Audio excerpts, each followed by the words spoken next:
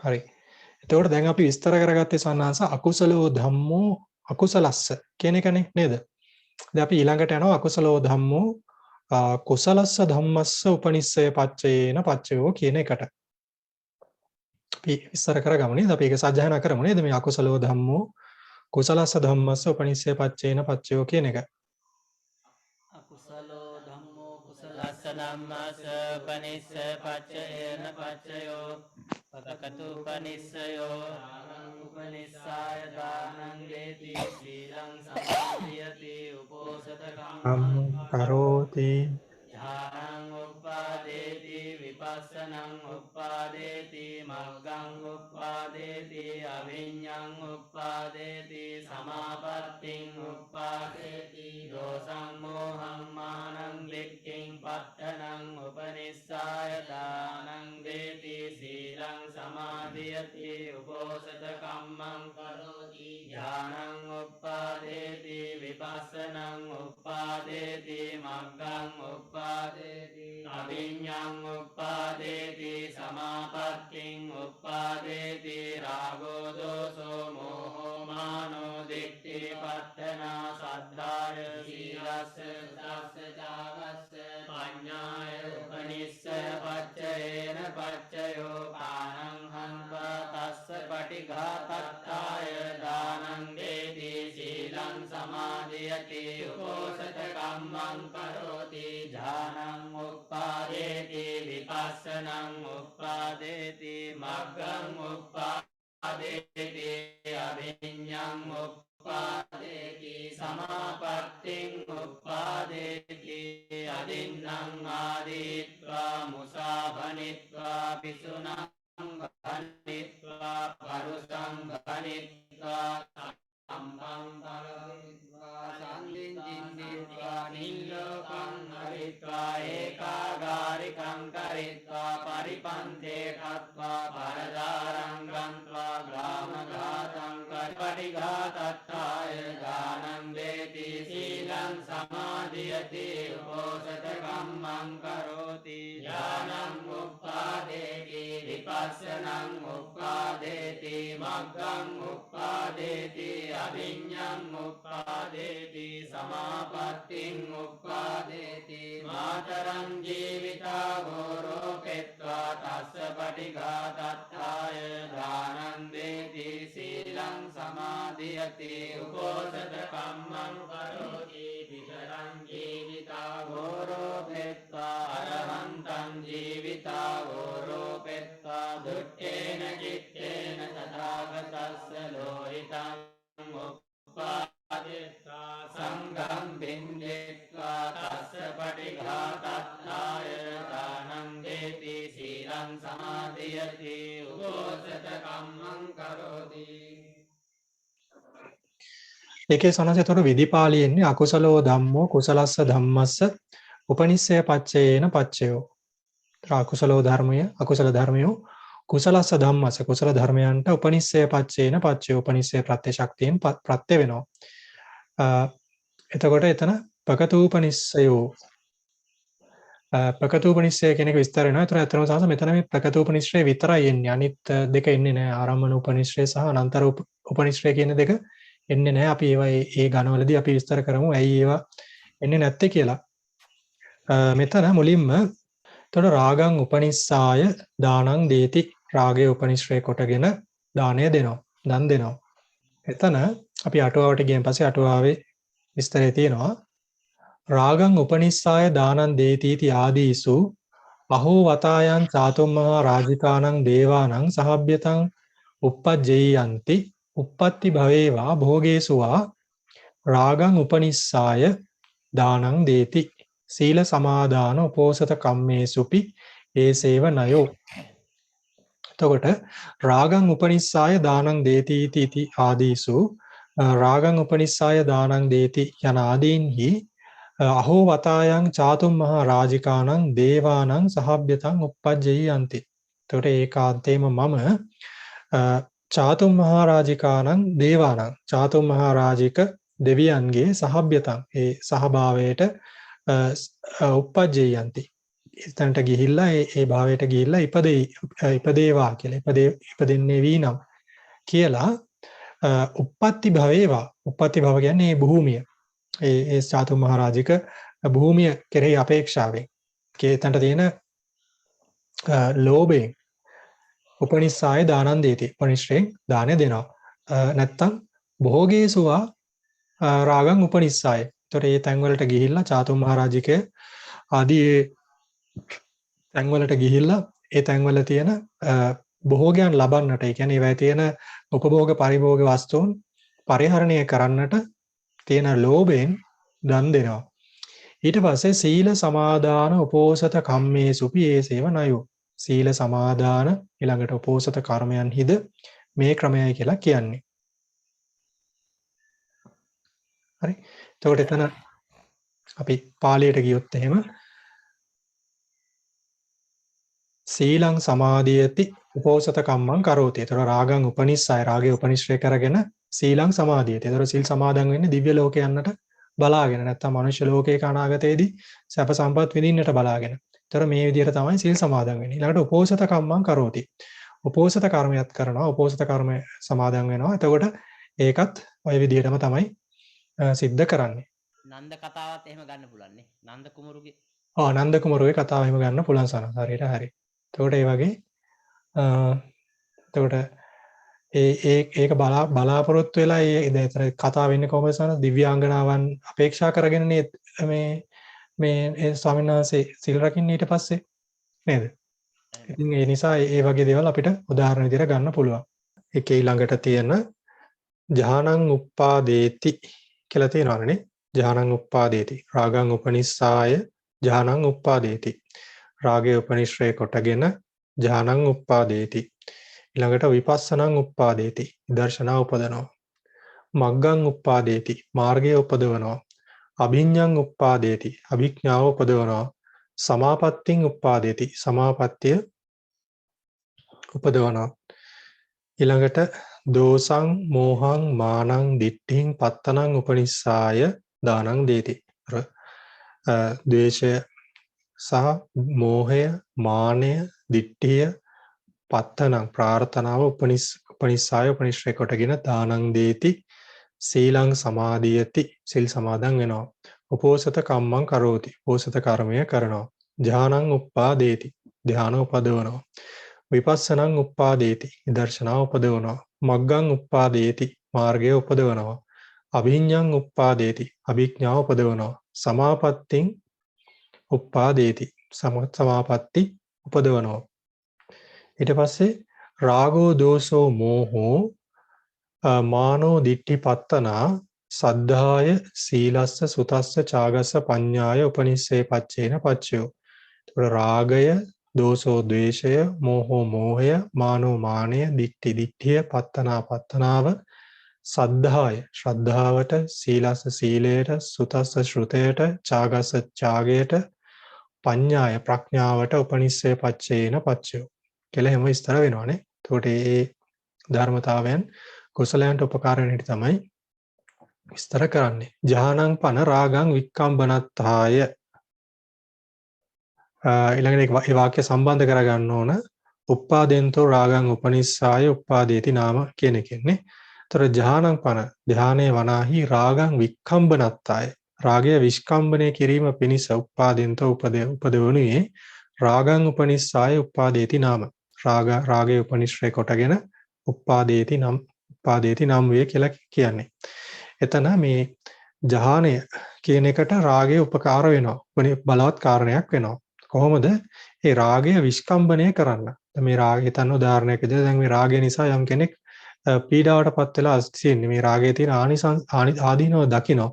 ඉතින් කල්පනා කරනවා මේ ධානය ඉපැද්දුවොත් මේ රාගය මට යටපත් කරන්න පුළුවන් කියලා. ඒතර එහෙම කල්පනා කරලා ඒ ධානය විස්කම්බනය කරනවා. සමුච්ඡේද වශයෙන් ප්‍රහාණයක් නෙවෙයි, විස්කම්බන වශයෙන් ප්‍රහාණයක්. ඒතර ඒ විස්කම්බනය කරන්නට ඒ රාගය කියන එක උපනිශ්‍රේ ප්‍රත්‍ය වෙනවා. ඊට පස්සේ විපස්සනං උප්පාදේති කියලා තියෙනවානේ. ඒතර කියනවා විපස්සනං රාගස්ස පහනත්තාය. එතකොට මේ විපස්සනං විදර්ශනාව රාගස රාගයාගේ ප්‍රහාණය පිණිස. රාගයගේ තවත් ඒක ප්‍රහාණය කරන්නට තමයි ඒක උපකාර වෙන්නේ.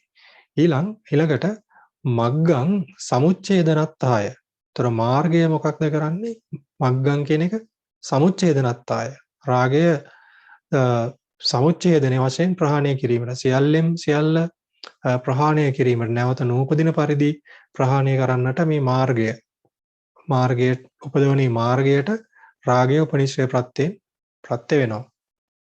ඊට පස්සේ වීත රාග භාවත්තාය පන අභිඤ්ඤං සමාපත්තිංච උප්පාදෙන්තෝ රාගං උපනිස්සාය උප්පාදේති නාම. එතකොට වීත රාග භාවත්තාය කියන්නේ රාගයෙන් මිදීම පිණිස අභිඤ්ඤංච සමාපත්තිංච අභිඥාවද ඊළඟට සමාපත්තීන්ද උප්පාදෙන්තෝ උපදවනුයේ රාගං උපනිස්සාය උප්පාදේති නාම. රාගය උපනිශ්‍රය කරගෙන උපදවනවා කියන එක තමයි එතනත් කියන්නේ. එත්තාවතාහි වීත රාගෝ නාම හෝති. එත්තාවතාහි. ତොර මේ පමණකින්ම වීත රාගෝ නාම හෝති. වීත රාගයක් නම් වෙනවා. කියන්නේ රහතන් වහන්සේ නමක් වෙනවා.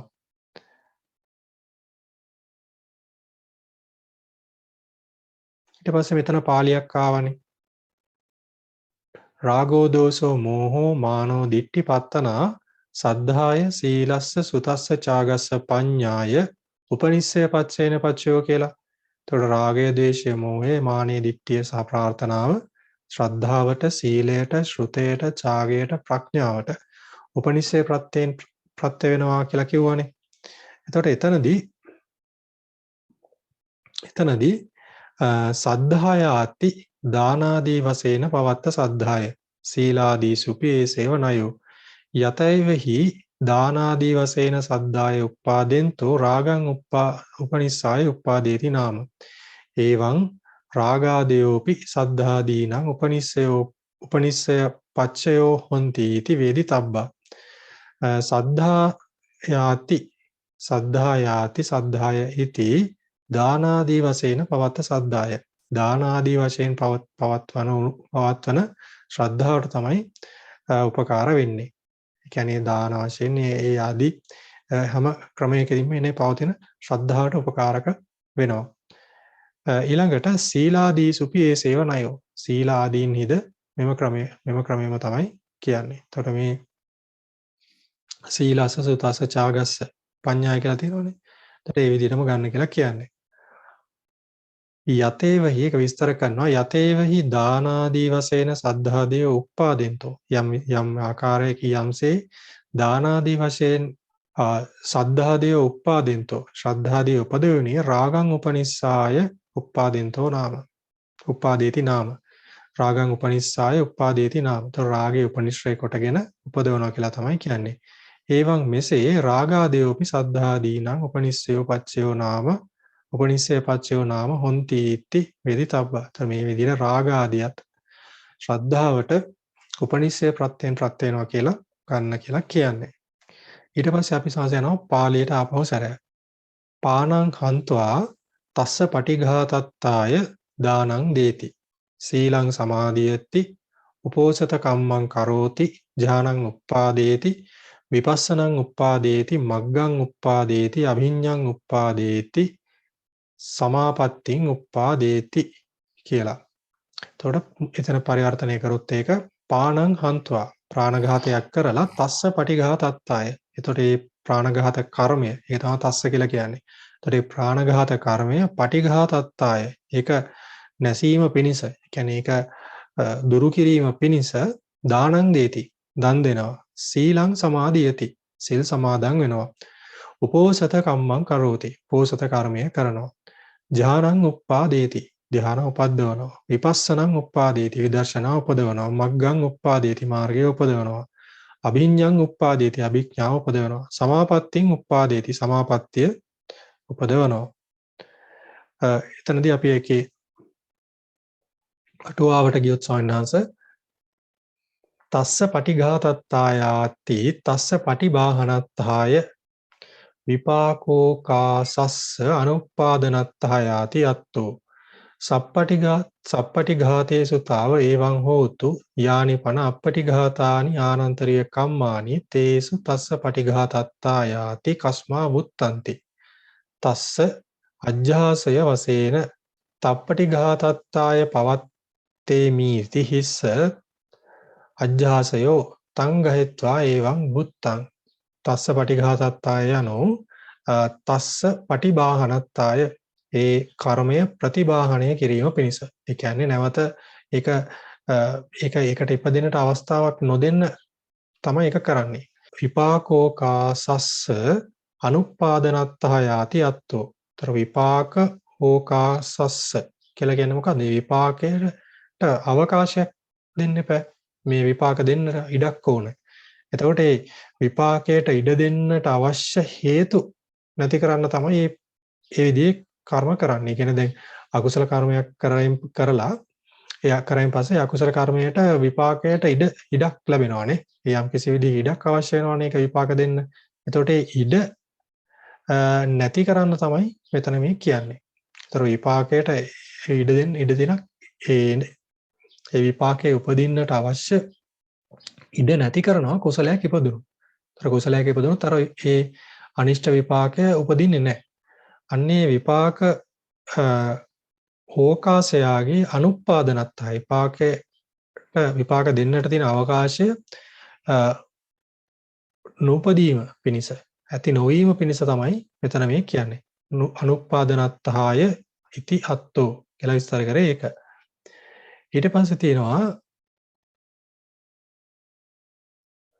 දැන් සමහර කර්ම තියෙනවා ඒවා අනිවාර්යයෙන්ම විපාක දෙනවා. ඊට සමහර කර්ම තියෙනවා විපාක දෙන්නත් පුළුවන් නොවෙන්නත් පුළුවන්. ඒක තමයි ඊළඟට කියන්නේ. සප්පටිඝාතේසු තාව එවං හෝතු. තාව පළමු කොට සප්පටිඝාතේසු එවං හෝතු. සප්පටිඝාත කියලා මෙතන මේ කියන්නේ මේක පටිඝාත කරන්නට පුළුවන්. ඒ කියන්නේ පටිඝාත සහිත වෙච්ච කර්මයන් වල එවං හෝතු. මෙහෙම වෙන්න පුළුවන්. එවං හෝතු මෙසේ වේවා. ඊට පස්සේ කියනවා යානි පන අප්පටිඝාතානි ආනන්තරීය කම්මානි.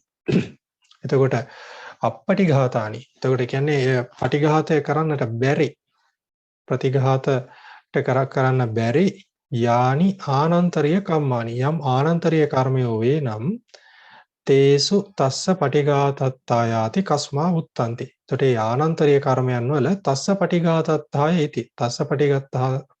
තස්ස පටිඝාතත්තාය කියලා කස්මා උත්තන්ති. ඇයි දේශනා කළේ කියලා කියනවා. තස්ස අජ්ජාසය වශයෙන්. එතකොට මේ පුද්ගලයාගේ ආධ්‍යාශය වශයෙන් තමයි එතන තස්ස පටිඝාතත්තාය කියලා කිව්වේ. තප්පටිඝාතත්තාය පවත්තේ මීති හිස්ස අජ්ජාසයෝ. එතකොට ඒක තවදුරටත් විස්තර කරනවා. අස්ස ඒ පුද්ගලයාගේ පටිඝාතත්තාය පවත්තේ මීති. ඒතර ඒ ආනන්තරීය කර්මය පටිඝාතනය කිරීම පිණිස නැති කිරීම පිණිස පවත්තේමි උපදවනවා කියන එක තමයි එයාගේ ආධ්‍යාශය වෙන්නේ. තං ගහෙත්වා එවං උත්තං. ඒතර තං කියන්නේ ආධ්‍යාශය ගහෙත්වාගෙන එවං උත්තං. ඒ විදිහට වදාලා කියලා කියන්නේ. දැන් අපි එතන මේ පාළියට ගිහිල්ලා බලාගමු නේද? එතකොට දැන් අපි විස්තර කරේ මොකද්ද? පානං හන්තවා තස්ස පටිඝාතත්තාය දානං දීති. ඒකනේ විස්තර කරේ. ඊට පස්සේ අනිත් අර අපි ඉගෙන ගත්ත කර්මයන් වලට හැම එකටම සම්බන්ධ කරලා තියෙනවා. අර කලින් ඉගෙන ගත්ත ඒවටනේ. අදින්නම් ආදීත්වා, තොර සොරකම් කරලා, මුසා භනිත්වා, පිසුණං භනිත්වා, පරුසං භනිත්වා. එතකොට මුසා භනිත්වා කියන්නේ බොරු කියලා, පිසුණං භනිත්වා කියන්නේ පිසුණු වචන කියලා. පරුසං භනිත්වා කියන්නේ පරුෂ වචන කියන, සම්පං පලපිත්වා කියන්නේ සම්ප්‍රප්පලාප කියලා. සන්ධින් චින්දිත්වා කියන්නේ අර ඒ ගෙවල් බින්දලා නිල්ලෝපං හරිත්වා කියන්නේ සොරකම් කරලා. ඒකාගාරිකං කරිත්වා කියන්නේ බොහෝ දෙනා එකතු වෙලා එක ගයක් සොරකම් කළා. පරිපන්තේටත්වා කියන්නේ මම් පහරලා. පරදාරං ගන්නවා කියන්නේ පර පුරුෂ අනිත් පුරුෂයන්ගේ ඒ බිරිඳ වෙත එළඹිලා, ඒ කියන්නේ කාමයේ වර්ධව ඇසිරලා කියන එක. ඊළඟට ගාම ඝාතං කාරිත්වා ගම් පහරලා. නිගම ඝාතං කාරිත්වා කියන්නේ නිගමයන් පහරලා. තස්ස පටිඝාතත්තාය දානං දේති කියලා tie අර ඒවා ටික ඔක්කොම කියනවානේ. තස්ස දාන පටිඝාතත්තාය දානං දේති සීලං සමාදියති පෝසත කම්මං කරෝති ධානං උප්පාදේති විපස්සනං උප්පාදේති මග්ගං උප්පාදේති අභිඤ්ඤං උප්පාදේති සමාපත්තිං උප්පාදේති. දැන් ඔය කියපු ආනන්තරේ කර්ම ටික ගැන තමයි ඊට පස්සේ කියන්නේ. එතකොට එතන කියනවා කොහොමද මාතරං ජීවිතා වෝරෝපෙත්වා තස්ස පටිඝාතත්තාය දානං දේති. මාතරං ජීවිතා වෝරෝපෙත්වා මව ජීවිතයෙන් තොර කළ කියන්නේ අම්මව මරලා තස්ස පටිඝාතත්තාය ඒ කර්මය නැති කරන්න ප්‍රතිපාණය කරන්නට දානං දේති. දන් දෙනවා කියලා කියන්නේ. එතකොට ඒක එහෙම නැති කරන්න බෑ. ඒකාන්තයෙන්ම ඊළඟ ජීවිතේ විපාක දෙනවා. නමුත් මෙයාගේ අදහස මොකක්ද? මේ දානය දෙන එකේ මම මේ කරපු අකුසලය මේකෙන් මම යටපත් කරනවා කියන අදහස් තමයි තියෙන්නේ. ඒතර මේ ආධ්‍යාශය අරගෙන තමයි බුදුරජාණන් වහන්සේ දේශනා කරන්නේ මේ පාළිය. එතකොට මේ දාණයට අර කරපු අකුසලය කියන එක උපනිශ්‍රේ ප්‍රත්‍යයෙන් ප්‍රත්‍ය වෙනවා. කියන්නේ ආනන්තරයේ කර්මය උපනිශ්‍රේ ප්‍රත්‍යයෙන් ප්‍රත්‍ය වෙනවා. ඊළඟට පිතරං ජීවිතා වෝරෝ පෙත්වා. ඒතර පිතරං කියන්නේ තොර තාත්තව පියාව ජීවිතයෙන් තොර කරලා ඒකේ කර්මය ප්‍රතිබාහනය කරන්නට දන් දෙනවා. අරහන්තං ජීවිතා වෝරෝපෙත්වා රහතන් වහන්සේලාව ඝාතනය කරලා ඊට පස්සේ ඒ විදිහට දන් දෙනවා. දුට්ඨේන චිත්තේන තථාගතස්ස ලෝහිතං උප්පාදෙත්වා දෝෂෝ සිතකින් ද්වේෂසහගත සිතකින් තථාගතයන් වහන්සේගේ ලෝහිතං උප්පාදෙත්වා ලේසොලවලා සංඝං බින්දිත්වා සංඝයා බින්දලා සංඝ බෙහෙද කර්මය කරලා ඉතින් ඒ අවස්ථාවේදී කරන ටික තමයි කියන්නේ තස්ස පටිඝාතත්තාය දානං දේති සීලං සමාදියති උපෝසත කම්මං කරෝති කියලා ඔය විදිහට විස්තර කරේ. අවසරයි සන්නන්ත. ඔය සංකේත සන්නන්ත මේ දැන් යා මේ ඒ යකරපු කර්මයේ මේ පටිඝාතරත් ආයනේ කුසල ධර්මයන් පුරන්නේ. ඒක වෙන්නේ නැහැනේ. ඉතින් අම්මා මේ ජීවිතේ තොර කරාට පස්සේ යා දැන් වෙන දාම් වෙන ඒවා කරාට ඒක මේ ඒ අකුසලේ මේ යටපත් කරන්න ඒවා උපනිශ්‍රේ වෙන්නේ නැහැ. ඔය වෙන්නේ නැහැ. ඒකට සන්නස ඒවා වුණාට ඒවා කුසල ඒවා යාට මේ විපාක ඒවෙන් විපාක වාරයක් එනව නේද ඒ කරන කුසල වල? ඔව් ඒවා විපාක වාරයක් එනවා. අනාගතයේදී සුදුසු අවස්ථාවකදී ඉතින් මේ ජීවිතේ වෙන්න පුළුවන් පසු ජීවිතේ වෙන්න පුළුවන් ඒවට අවශ්‍ය වෙන විපාකයක් සකස් වෙනවා. විපාකයක් එනවා. එතකොට මෙතනදී අර ඊ අපි කතා කරපු කාරණේනේ. මෙතන එතකොට මේ මාතරං ජීවිතා වෝරෝපෙත්වා කියලා මෙතන මේ ආධ්‍යාශය වශයෙන් මෙතන මේ දේශනාව වෙන්නේ. හැබැයි මේ එක තැනකවත් අර ජානං උප්පාදේති විපස්සනං උප්පාදේති මග්ගං උප්පාදේති අභිඤ්ඤං උප්පාදේති සමාපත්තිං උප්පාදේති. කියන්නේ ධ්‍යාන විදර්ශනා මාර්ග අභිඥා සමාපatti මේකක්වත් මේ කෙනාට උප්පාදේති කියලා කියන්නේ නැහැ. මේ පංචානන්තරය කරයින් පස්සේ. මොකද එයා ඒකට අභව්‍ය වෙන නිසා. ඒතර ඒ ජීවිතේ යාට මේ පංචානන්තරයේ කර්මයන් වලින් මොකක් හරි එකක් කරොත් එයාට ඒ ජීවිතේදී ඒ ධානාදී එකක්වත් උපදවන්නට බෑ.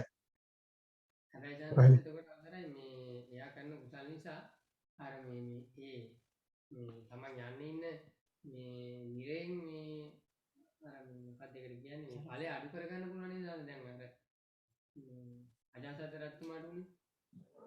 ඒක තමයි. එතන අජාසත් රජුරුවන්ගේ කතාව නම් ටිකක් විශේෂ එකක්. දැන් මේක ආනන්තරීය කර්මයක් කියන එක ඒකාන්තයෙන්ම ආනන්තරීය ඉදිරිය තමයි අර විපාක දෙන්නේ. නමුත් එයාගේ අර ඉපදෙන තැන වෙනස් වුණානේ. මේ ජීවිතේ කරපු දේවල් නිසා එතුමාගේ තිබ්බ මේ ශ්‍රද්ධාව නිසා කියනවනේ ශ්‍රද්ධාව බොහොම බලවත් වෙච්ච කෙනෙක් ඒ ජීවිතේ මාර්ගඵල ලබන තරම් පින් තිබ්බ කෙනෙක් කියලා. නේ? ඒතොර ඒ භාග්‍යතුන් වහන්සේ කෙරේ තිබ්බ ශ්‍රද්ධාව නිසා අධික ගෞරවයේ ශ්‍රද්ධාව නිසා එතුමාට ඒ විපාකය ඒ අවීචියට යන්නේ නැහැ. නමුත් ඒක විපාක දෙනවා. එයා ඊළඟ ජීවිතේ යාට මේ අකුසල විපාක දෙනවා. ඉතින් සමහර විට ඒ තැනකදී විපාක අඩු වෙන්නට පුළුවන්. අවීචිය ගියොත් නම් ඒ කාලේ අඩුවීමක් සිද්ධ වෙන්නේ නැහැ. නමුත් වෙන තැනකදී එහෙම විපාක අඩු වෙන්නට පුළුවන්. අපේ වුණත් සංස ඊළඟ සංඛ්‍යාවට යමු.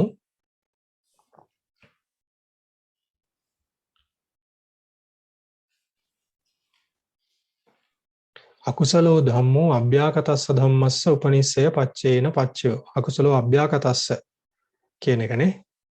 අපි ඒක සජ්ජායනා කරමු. දැන් මේ විධි පාළියේ තියෙනවා උඩ. ඊට පස්සේ අනුවාද පාළියේ දෙකම.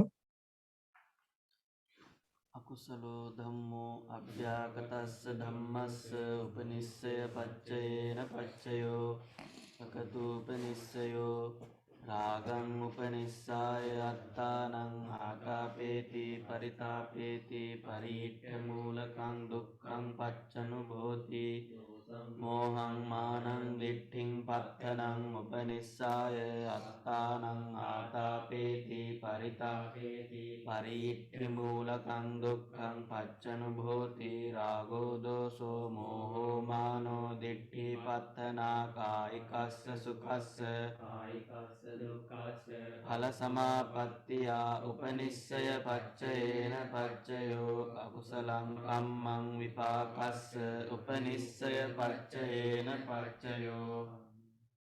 එතන එතකොට සංස එතන විදි පාළි එනවා අකුසලෝ ධම්මෝ අභ්‍යාකතස්ස ධම්මස්ස උපනිස්සය පච්චයේන පච්චයෝ. අකුසලෝ ධම්මෝ අකුසල ධර්මයෝ අභ්‍යාකතස්ස ධම්මස්ස අභ්‍යාකෘත ධර්මයන්ට උපනිස්සය පච්චයේන පච්චයෝ. උපනිස්සය ප්‍රත්‍ය ශක්තියෙන් ප්‍රත්‍ය වෙනවා. කිය අනුවාදයට ගියයින් පස්සේ කොටස් දෙකක් තියෙනවානේ අනන්තර උපනිස්සය සහ ප්‍රගත උපනිස්සය කියලා. ඒතර ප්‍රගත උපනිස්සයේදී කියනවා රාගං උපනිස්සාය අත්තානං ආතාපේති පරිතාපේති පරියට්ටි මූලකං දුක්ඛං පච්චනුභෝති දෝසං මෝහං මානං දිට්ඨිං පත්තනං උපනිස්සාය අත්තානං ආතාපේති පරිතාපේති පරියට්ටි මූලකං දුක්ඛං පච්චනුභෝති කියලා.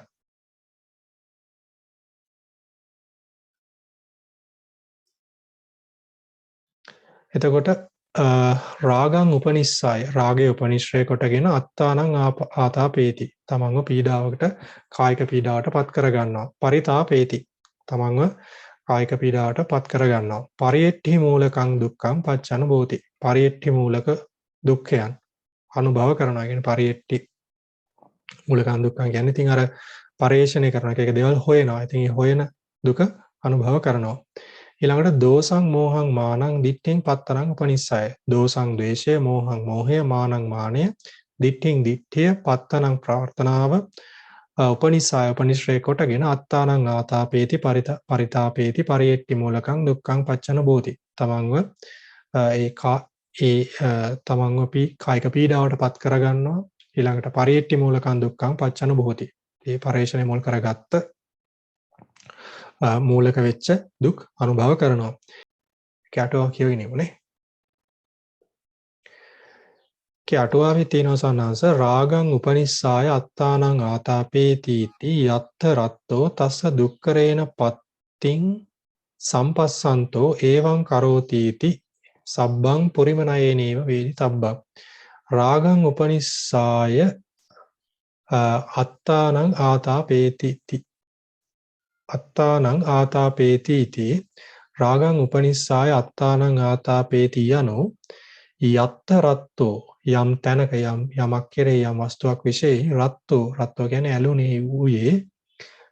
ඇලුනේ ඌයේ ඊට පස්සේ තස්ස දුක්කරේන පත්තින් සම්පත්තෝ. එතකොට මේ වස්තුව සම්බන්ධයෙන් දුක්කරේන පත්තින් සම්පස්සන්තෝ කියන්නේ දුක්කරේන දුෂ්කර ක්‍රමයකින් පත්තිං සම්පස්සන්තෝ කියන පත්තිය කියන්නේ ප්‍රාප්තිය තැනට පැමිණීම ඒ වස්තුව ලබා ගැනීම කියන එක සම්පස්සන්තෝ දකිනුයේ ඒවං කරෝතිති කියන්නේ මෙසේ කරයි යයි සබ්බං සියල්ල පුරිමනයේනේව වේදි තබ්බං. පුරිමනයේනේව කියන්නේ මේ කලින් කියපු ක්‍රමයෙන් මේ සියල්ල විස්තර කරගන්න කියලා කියන්නේ. පුරිමනයේනේව කියන්නේ අර අපි මුලින් ඉගෙන ගත්තා නේද මේ සද්ධාං උපනිස්සාය අත්තානං ආතාපේති කියලා එහෙම කුසලෝ අභ්‍යාකතස්ස එකේ විස්තරයක් ආවනේ. ඒ ක්‍රමයට ගන්න කියලා කියන්නේ. ඒතර ඒ කියන්නේ ඒක දේවල් සෙවීම නිසා ඇතිවන දුක ආදී වශයෙන් මේ ටික කලින් විදියට විස්තර කරගන්න කියලා කියන්නේ. ඊට පස්සේ සවනස මෙතන මේ තියෙනවා රාගෝ දෝසෝ මෝහෝ පාළියේ රාගෝ දෝසෝ මෝහෝ මානෝ දිට්ඨි පත්තනා කායිකස්ස සුඛස්ස කායිකස්ස දුක්ඛස්ස ඵල සමාපත්තිය උපනිස්සය පච්චේන පච්චයෝ.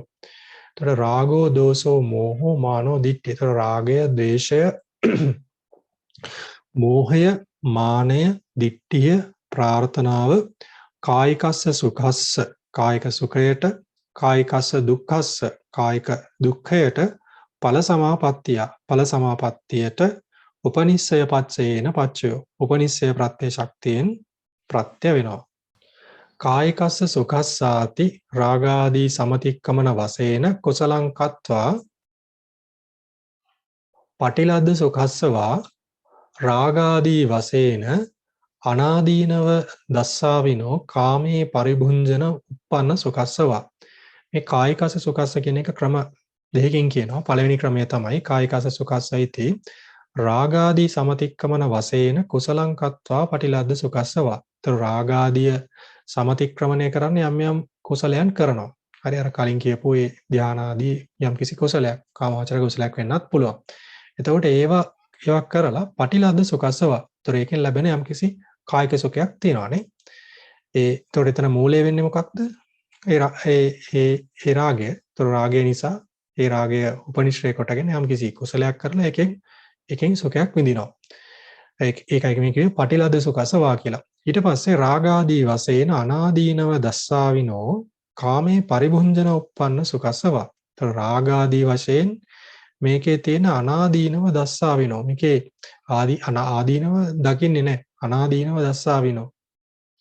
ආදීනව දකින්නේ නැහැ. එතකොට එතනදී කාමයේ පරිභුංජන වශයෙන් උප්පන්න සුඛස්සවා. කාමයේ පරිභෝග කරන වෙලාවේදී ඒ පරිභෝජන කාමයේ පරිභෝග කරන වෙලාවේදී ඒ පරිභුංජන සුඛය ඒ පරිභෝග කිරීමේ වශයෙන් උපදින සුඛය පරිභුංජන වශයෙන් උප්පන්න සුඛස්සවා කියලා කිව්වේ ඒකයි. ඊට පස්සේ කායිකස්ස දුක්ඛස්ස කියලා තියෙනවා. ඒතර කායික දුක්ඛ කියලා කියන්නේ ආතාපනාදී වශයෙන් උප්පන්න දුක්ඛස්සවා රාගාදී හේතු පවත්ත වද බන්ධනාදී වශයෙන් උප්පන්න දුක්ඛස්සවා. ඒතර කායිකස්ස දුක්ඛස්ස ඉති කායිකස්ස දුක්ඛස්ස යනෝ ආතාපනාදී වශයෙන් ආතාපන වශයෙන් කියන්නේ අර අවුවේ ගිහිල්ලා ඒ විදිහේ වෙන ආතාපන වශයෙන් උප්පන්න දුක්ඛස්සවා. ඒ විදිහේ උපදිනා වූ දුකක් හෝ රාගාදී හේතු පවත්ත වද බන්ධනාදී වශයෙන් උප්පන්න දුක්ඛස්සවා. රාගාදී හේතු වශයෙන් උපන් වද බන්ධන ආදී වශයෙන් ඉපදිච්ච දුකක් හරි ඒකට ප්‍රත්‍ය වෙනවා කියලා කියන්නේ. ඊට පස්සේ ඵල සමාපත්තිය කියලා කියවනේ. ඵල සමාපත්තිය උපනිස්සය පච්චේන පච්චයෝ කියලා.